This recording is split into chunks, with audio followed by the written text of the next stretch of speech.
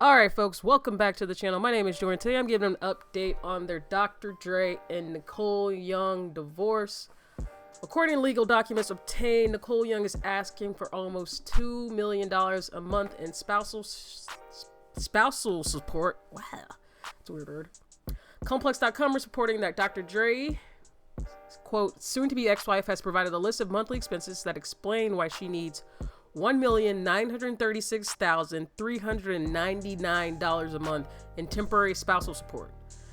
The document points to some pretty wild expenses, such as $135,000 a month on clothes, $20,000 a month on phone and email, $10,000 a month on laundry, and a whopping $900,000 a month on entertainment.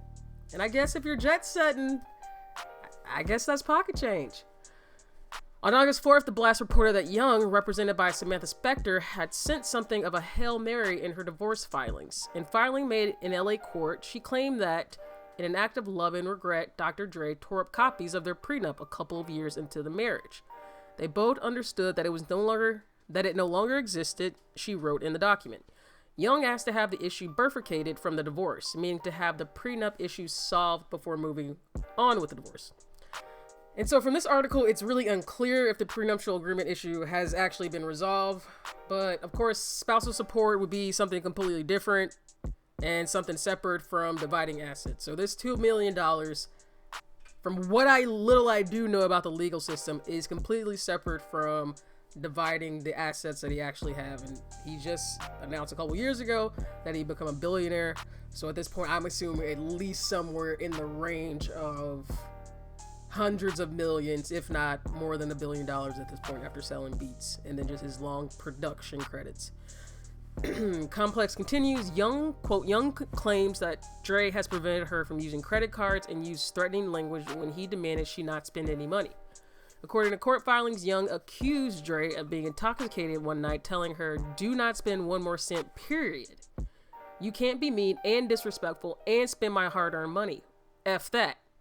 Yes, that's a threat. I'm putting the beach house up for sale next week." In the quote from Dre. Complex continues, Young also recalled an alleged incident in which Dre's brother came to their Malibu home to retrieve a firearm for Dre.